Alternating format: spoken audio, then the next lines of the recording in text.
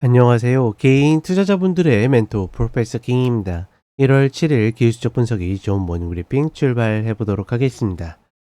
자, 일단 미국 시장 같은 경우에는 상승 마감을 했습니다. 어제는 좀 이슈가 하나가 있었는데 그 중에 하나가 트럼프가 관세를, 그러니까 보편적 관세가 아니라 일부 품목에 하겠다라고 해서 워싱턴 포스트에서 이제 뉴스가 나왔는데, 결국은 이제 뭐 트럼프가 소셜 미디어를 통해서 가짜 뉴스다 뭐 이런 이야기가 있었죠. 그렇다 보니까 장전에 시장이 쭉 상승을 하다가 그 이슈가 나오면서 약간 본장 바로 전에 살짝 출렁이는 모습을 보여줬는데, 재밌는 거는 그러니까 올라갔을 때는 그게 상승 이슈로 해가지고, 그러니까 이미 이제 뉴스들이 좀 어떻게 보면 실제 어떤 실시간보다 좀 늦게 반영을 하죠. 그렇다 보니까 상승 출발의 원인 중에 하나를 그 보편적 관세가 아니다라고 해서 올랐는데, 결국은 그 뉴스가 나왔음에도 불구하고 그러니까 살짝 움찔거리다가 결국은 추가 상승하는 모습을 보여줬습니다. 근데 재밌는 거는 채권 시장에서는 그런 것들이 바로바로 조금 더 반영이 돼가지고 미 국채금리가 상승하는 모습을 보여줬는데, 그러니까 그전에는 떨어졌어요.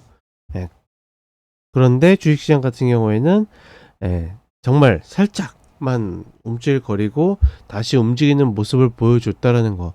그러니까 여전히 시장은 악재보다는 호재를 좀 더 반영하는 모습이고, 다만 이런 모습들이 결국은 1월 20일 하필 그날이 이제 어떻게 보면 미국 시장 휴장이거든요. 그날이 점점 다가오면서 과연 여전히 호재만 반영할 것인지, 그런 흐름들을 아마 이번 주랑 다음 주 계속 좀 움직임에서 반영하고자 하는 모습들이 나오지 않을까, 뭐 이렇게 판단을 하고 있고, 여전히 저는 개인적인 관점에서는 지금 자리에서 추가적인 신고가를 쭉쭉 뻗어나가기보다는 최소한 박스를 만들 가능성이 높다, 뭐 이렇게 보고 있다 정도만 인지하시면 좋을 것 같습니다. 자, 그리고 한국 시장 같은 경우에는 계속 같은 흐름이죠. 2400 아래에서의 매수는 지금 이제 2510, 정확하게는 2510, 2495인데, 이 자리에서는 보수적인 분들은 이제 처음으로 내주는 자리이고, 좀 더 공격적이신 분들은 올라갔다 깨질 때 내줘도 괜찮거든요. 내가 판단만 가능하다라고 그러면. 근데 그게 아니라고 그러면 일단 내줘야 되는 자리에 점차 다가오고 있다. 과연 여기에서 내가 어떤 박스를 그릴 것인지에 따라서 시장의 흐름을 가져가야 되고, 다만 저 위쪽에서 물리신 분들은 그런 박스를 예측하고 있다고 해도 좀 건드리기 어렵지 않을까, 뭐 이렇게 판단을 합니다. 그리고 코스닥도 마찬가지로 675에서 744, 특히나 2차전지가 조금만 움직여도 굉장히 빠르게 올라오고 있음을 느낄 수가 있죠. 그렇다 보니까 2차전지가 꺾이지 않고 좀 더 간다라 그러면 744를 넘어서 779 뭐 이런 라인도 굉장히 쉽게 올 수 있다. 그러니 우리가 최소한의 보수적인 라인에서 내주는 것도 어떤 내가 갖고 있는 뷰에 따라서 비중 조절로 가셔도 괜찮다, 이렇게 이야기를 드려보도록 하겠습니다. 자, 간단하게 차트 보도록 하겠습니다. 나스닥 선물 30분 흐름을 보게 되면, 물론 어제 이제 상승의 요인 중에 엔비디아를 중심으로 해서 반도체 종목들이 괜찮은 모습을 보여줬는데, 그런 보편적 관세가 아니다라는 내용으로 올라왔는데, 그게 가짜 뉴스라고 해서 살짝 내렸다가 이를 무시하고 올라갔습니다. 물론 이제 결국 내려오긴 했는데, 그게 이슈 때문인지 뭐 차익 매물이기 때문인지, 어제 엔비디아 같은 경우에는 쌍봉을 만들었죠. 뭐 아직까지는 쌍봉이 확정된 건 아닙니다. 다만 어찌되었거나 중요한 거는 여전히 주식시장에서는 악재보다는 호재가 좀 더 강조되는 그런 시장을 만들어 가고 있다.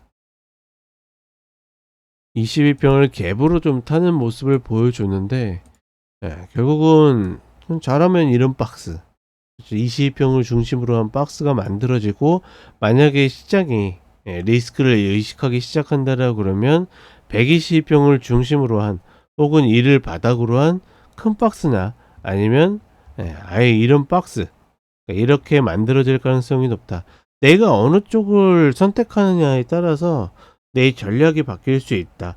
이 정도로만 보시면 될 것 같고, 아직까지는 제가 봤을 때는 어찌되었거나 어떻게든 이 122평은 한번 터치를 해야 되는데 지금 말고는 그 타이밍을 찾기 어렵지 않을까라고 생각을 하고 있습니다.